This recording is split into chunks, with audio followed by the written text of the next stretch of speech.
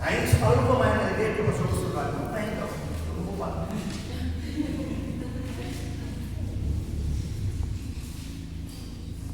Olha só que coisa linda desse texto. Se você procederes mal, o pecado corta de baixo, mas cabe a você dominar. Lembra da música do Thales? Todo dia o pecado vem, me chama. Chama? O que você vai? Corre! Se você não pode resistir o pecado, corre, foge, vai que nem José, larga a túnica, larga o terno, corre, foge do pecado. Então Deus diz para Caim: você está se corrompendo, Caim, no pecado, estão querendo te dominar, mas cabe a você dominar o pecado que tenta contra você. Sabe, às vezes, irmãos, nós levantamos já querendo fazer coisa errada. A gente já acorda já pensando em dar resposta para alguém, pensando em agir de maneira errada. Mas cabe a você dominar esse pecado. Caim não conseguiu dominar o pecado por causa do pecado de inveja, o pecado de ódio, o pecado de raiva. Se levanta contra o irmão, mata o irmão, derrama sangue de uma pessoa inocente. Abel era inocente, ele morre. E Deus fala para ele: o que você fez com o seu irmão? E ele é mal criado. Ele fala assim: por acaso sou eu algum tutor de meu irmão? Para saber onde é que ele está? E Deus então traz uma maldição sobre ele. A partir do verso 18, disse Caim a Abel, seu irmão. Vamos pegar do verso 9 para Deus. Disse o Senhor a Caim: onde está Abel, seu irmão? Ele respondeu: não sei. Acaso sou eu tutor de meu irmão? Disse Deus: que fizeste após o sangue do teu irmão? Clama a terra a mim. És agora, pois, maldito por sobre a terra, cuja boca abriu para receber o sangue das mãos, o sangue do teu irmão.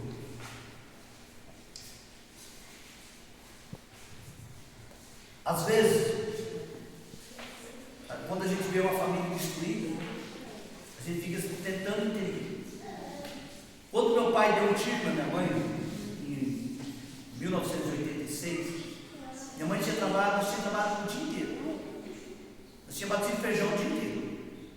E meu pai era rolense, por isso que eu odeio rolo, não suporto rolo e não gosto de se aproximar de quem faz rolo. Não gosto. Você faz rolo, eu não gosto. Fazer rolo. Você vender uma coisa, tirar o dinheiro e comprar outra, isso não é rolo. É uma questão de vídeo de troca, né? Meu pai fazia rolo. Meu pai saía com a camisa, botava com outro, saía com um relógio oriente, botava com seito. Comprou uma bicicleta, uma pena colheita, botou com uma vermelha, botou com azul. Ele saiu um dia de sapato, botou de chinelo havaiano. Era desse jeito. E nesses rolos que ele fazia de porco, de cavalo, de vaca, ele sempre voltava lá o que a gente não tinha comido. Ele falava assim: na colheita do arroz, eu boto para o senhor duas bolsas de arroz. Na colheita do feijão, eu boto 3 bolsas de feijão. E a turma ficava esperando, fazia o negócio. Quando a gente comia o arroz, só que um detalhe: quem é que plantava arroz? Minha mãe e os filhos. Quem que plantava o feijão? Minha mãe e os filhos. Meu pai só tomava pinga e fazia rolo. Não gostava de trabalhar. Gostava de comer carne. Galinha, os pitinhos começavam a cantar e já matavam. E aí nesse dia havia uma grande expectativa que a gente ia comer mais de 60 sacos de arroz. Eu acho que 30 e poucos de feijão. Você começava a bater com feijão, porque ela batia de noite, na roça, escuro, aquelas triadeiras ainda antigas, com o lampião ligado, chegando tudo de noite, minha mãe muito cansada, minha mãe pegava pesado, né? E da Dulce para cima, todo mundo lá trabalhando, cansado. Aí ele saiu mais cedo e foi lá, tá vendo? Aí encheu o narizão de pinga, trouxe mais 2 garrafas para casa. E nesse dia ele ficou, todo mundo foi dormir de medo, né? Porque a gente corria dele de medo com esse cabelo.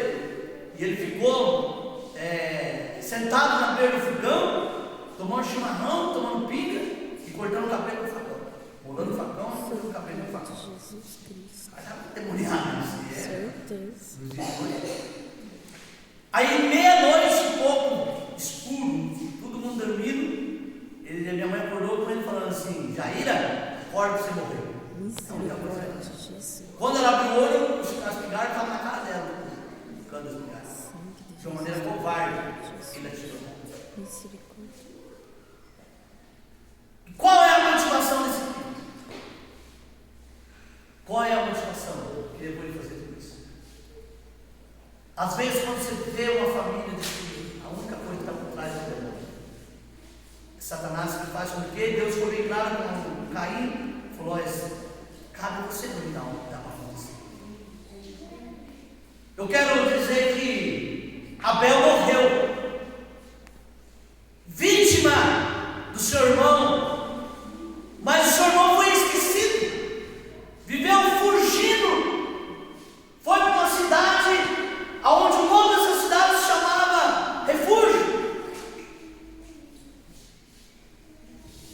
Ele foi para essa cidade de refúgio e ele viveu escondido com a sua filha, fugindo.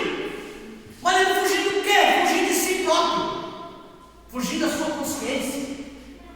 E por outro lado, Abel morreu e foi eternizado. A Bíblia diz que o sangue de Abel clama até hoje, porque é um tipo de Cristo. E o escritor de Hebreus, lá no final da Bíblia, ele vai pegar o que aconteceu lá no começo e ele não vai falar de Noé com a mesma maneira que fala de Abel. Ele não vai falar de Moisés da mesma maneira. Ele fala: Abel ofereceu maior sacrifício do que o seu irmão pela fé. Aleluia. Pela fé você vai ser perseguido, pela fé você vai ser injustiçado, pela fé você vai ser maltratado, mas você vai continuar a sua caminhada pela fé. Aconteça o que acontecer, segue em frente. Aleluia. Segue em frente. Vou chamar os diáconos aqui.